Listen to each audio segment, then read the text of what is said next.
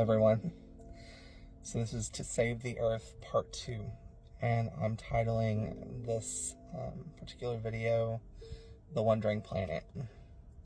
So in addition to knowing the Earth as Terra, many other civilizations also refer to Earth as the Wandering Planet, and that is because of what Earth truly is, which is a deep school of learning, a third density planet, the only third density planet in the cosmos.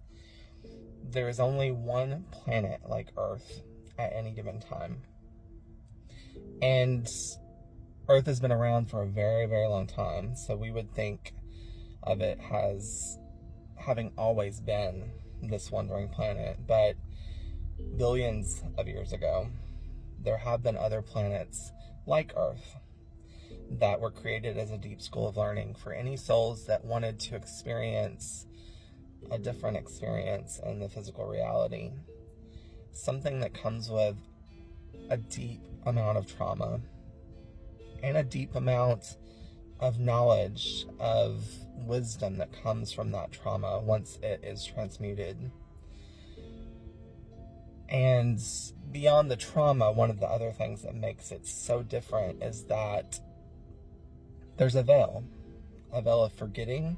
So our cosmic memory, meaning all of our past lives, all of our parallel timelines, all those things that for us is beyond memory, beyond our knowledge, except perhaps in dreams and visions and astral projections, things like that.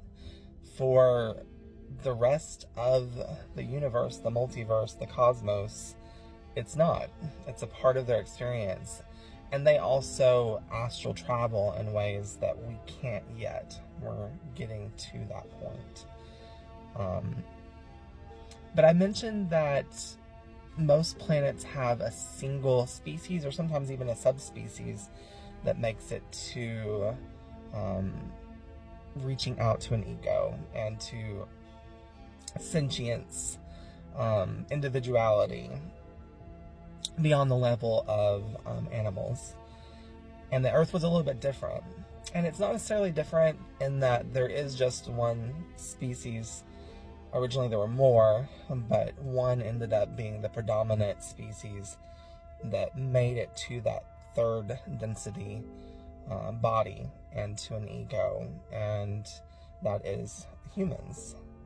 But what makes it a little bit different is that we also have a huge biodiversity of different second density life animals that live on our planet. And that's not normal. It is unique in that way as well.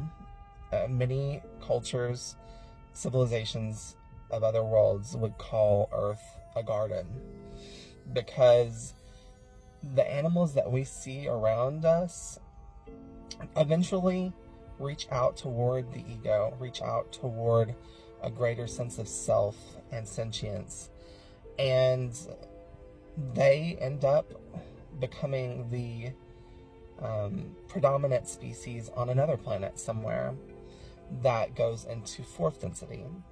They don't experience third density as we do, but that's not to say that fourth density is without its trauma or without its issues that bring knowledge, bring wisdom. It's just a different experience. They don't experience the loss of cosmic memory.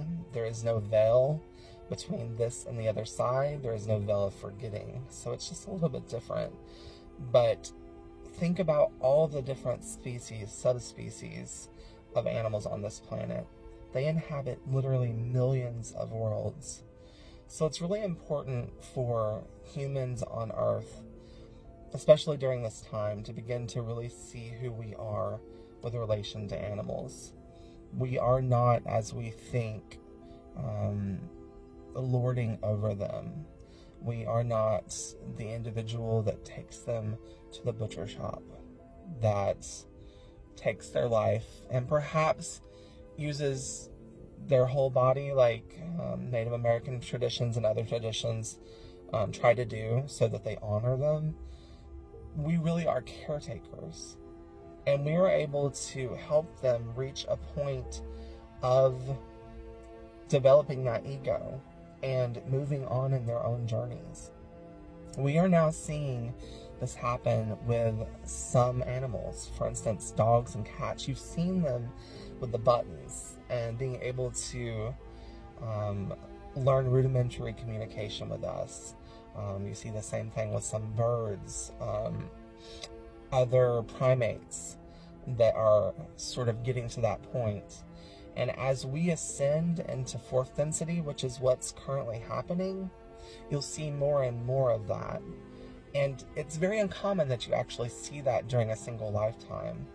But because of all of the solar energies and cosmic energies entering this planet, it affects them just as it does us on a DNA level. And so we are getting to see some of that evolution as it happens. We are a very, very unique and important planet, and humanity has an important role to play with respect to animals and their growth and development. This is why it's so important that we begin to move toward a society that does not eat meat that comes from animals. There are ways around that.